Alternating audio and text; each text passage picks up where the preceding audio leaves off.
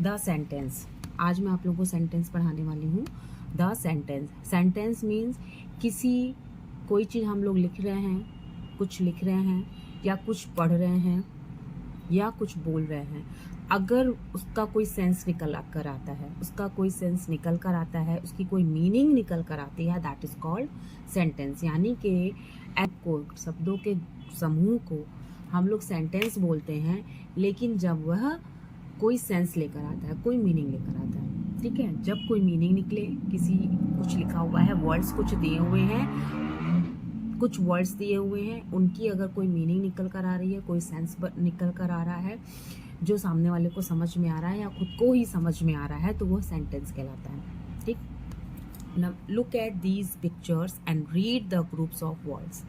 Number 1, यानी कि pictures को देखो और ग्रुप ऑफ वर्ड्स को।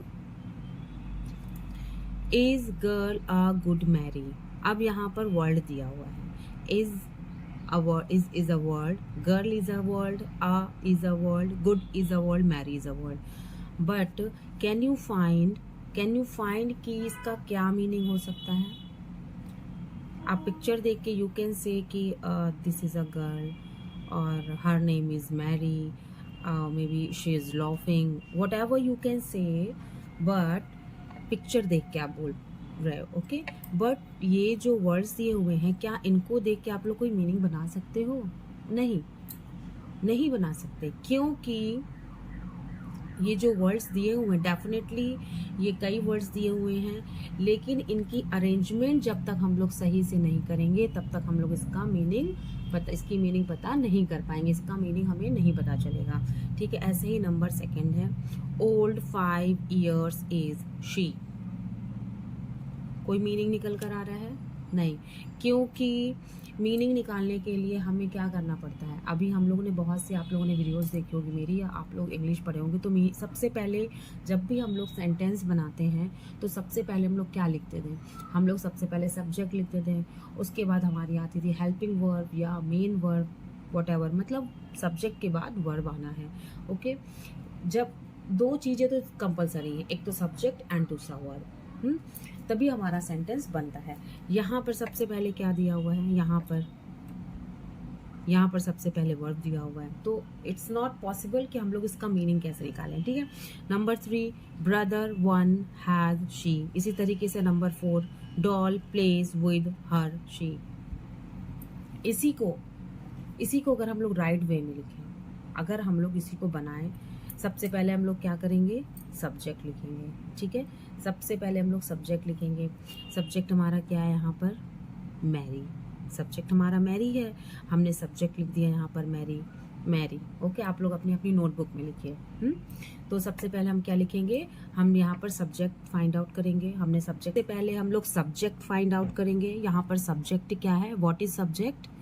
Mary, right. Mary is a girl and it is singular and it is subject. तो सबसे पहले हम लोग मैरी लिखेंगे।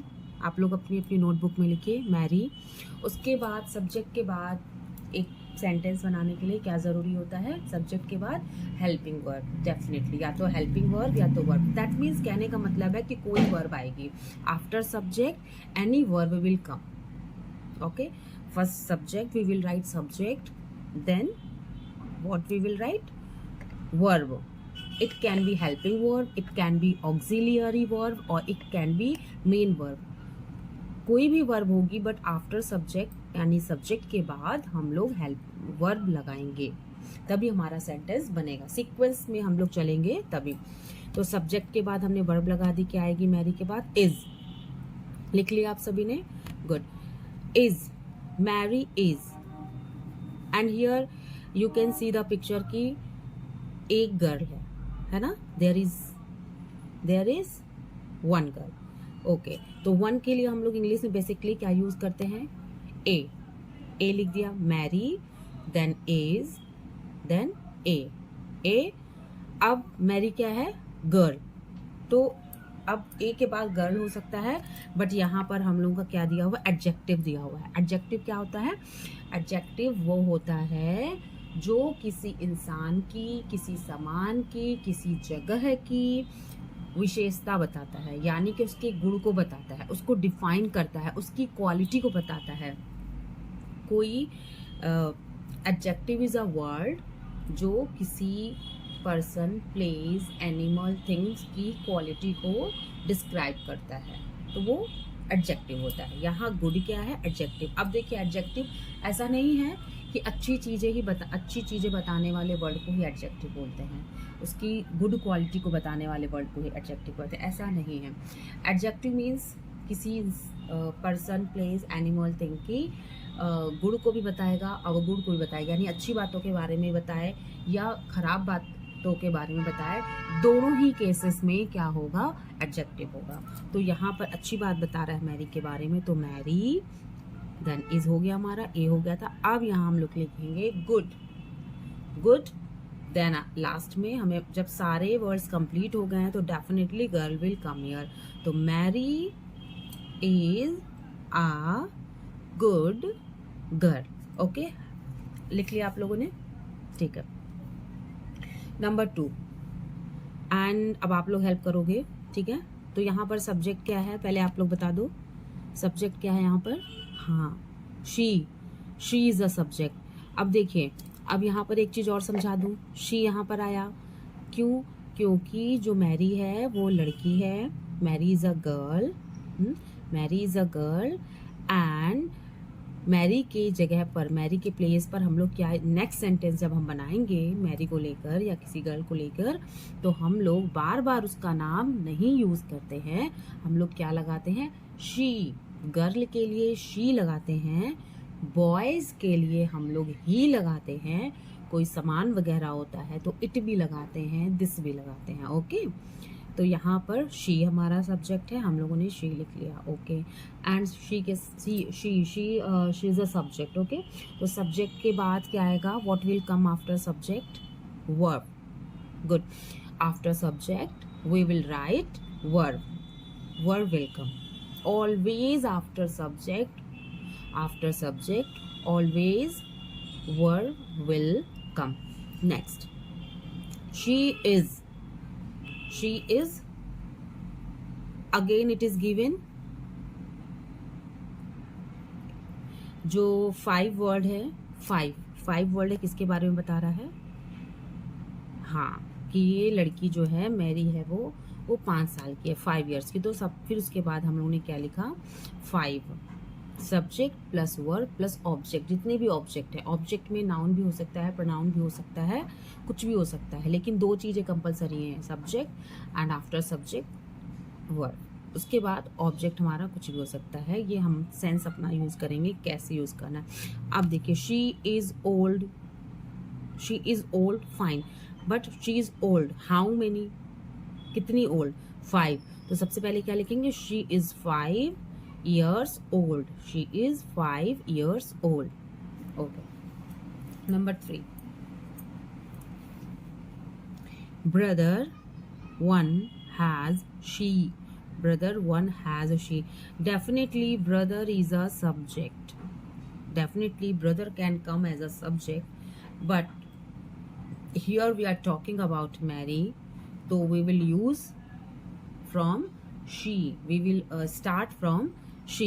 तो she हम लोग लगाएंगे as a subject, we will use she, then here there is no is, has, here has is a subject, sorry, has is a verb, she has 1 brother, okay. Number 4, doll plays with her she,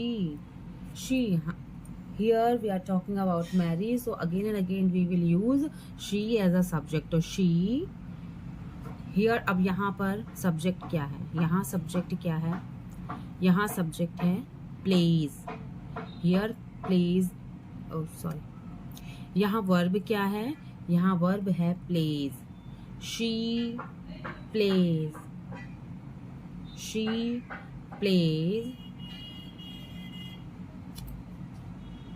you can see in the picture, है ना?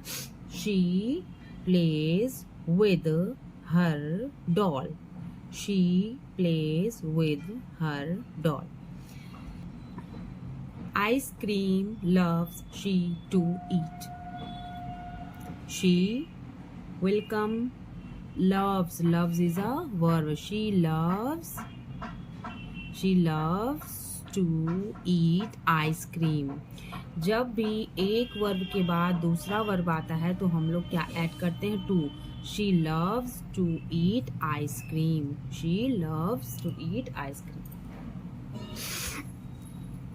Okay तो आप लोगों ने notebook में लिख लिया होगा. अब आप लोग यहाँ से फिर से मैच कर सकते हैं वेदर मैंने आप लोगों को सही बताया है कि नहीं, आप लोगों ने सही से लिखा है कि नहीं.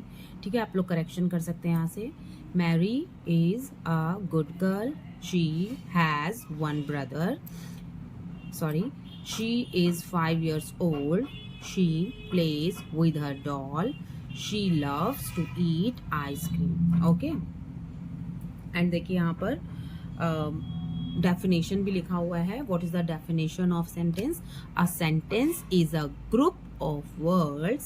A sentence is a group of words which makes complete sense. Word के ग्रुप को यानी शब्दों के समूह को जहाँ पर ढेर सारे शब्दों उनके कई ढेर सारे शब्दों और वह कोई मीनिंग बताएं तो वो क्या कहलाता है? हमारा सेंटेंस. एंड दो बातें और हैं. पहला, सेंटेंस कंप्लीट करने के लिए एक तो मीनिंग बताना चाहिए. ठीक है, अच्छी बात है, मीनिंग बता रहा है, लेकिन उसके अलावा दो चीज़ें और भी ज़रूरी हैं. वो ये है कि सेंटेंस जो है हमेशा कैपिटल लेटर से स्टार्ट होता है. First letter will be capital and in the last full stop will come. Always first letter will be capital and in the last full stop will come. Then we can say कि हमारा sentence complete हुआ. पहला letter हमारा capital होगा and last में हम लोग full stop लगाएंगे, बिंदु लगाएंगे, तो ये सेंटेंस हमारा कंप्लीट हो जाता है. ये राइट सेंटेंस हो जाता है. ओके, कोई भी ऐसा सेंटेंस जो कंप्लीट मीनिंग तो बता रहा है लेकिन अगर उसका फर्स्ट लेटर कैपिटल नहीं है और लास्ट में बिंदु लगा है फिर भी रॉन्ग हो जाएगा. या लास्ट में बिंदु लगा है और फर्स्ट लेटर कैपिटल नहीं है फिर भी रॉन्ग हो जाएगा. हमें दोनों ही कंडीशंस चाहिए, तीनों कंडीशंस. पहला तो मीनिंग बताएं, दूसरा फर्स्ट लेटर, मतलब तीनों एक साथ ही आएंगे. ऐसा नहीं है कि वन बाय वन. एक ही पॉइंट में हमारा क्या होना चाहिए सही सेंटेंस होने के लिए? पहला मीनिंग भी होना चाहिए, फर्स्ट लेटर कैपिटल भी होना चाहिए and the full stop last में होना चाहिए सेंटेंस के. ओके, तभी हमारा सेंटेंस सही होगा. Okay,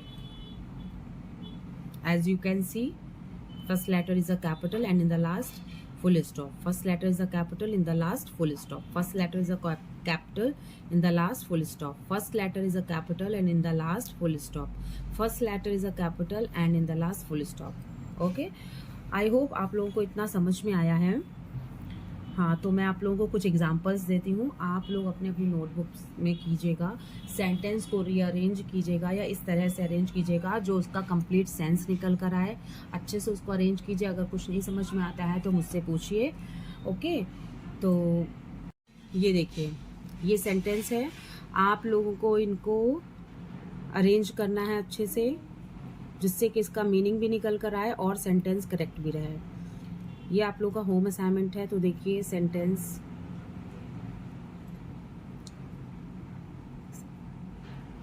roosters crow morning in the, thieves catches the policeman, nests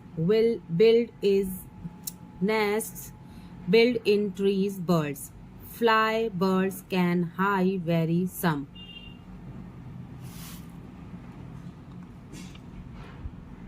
In Gagan is flying park the kite. A strong elephant is an animal very. Trees are there in the house front of. So these are the sentences you have to do as a home assignment and write in the comment box. कुछ नहीं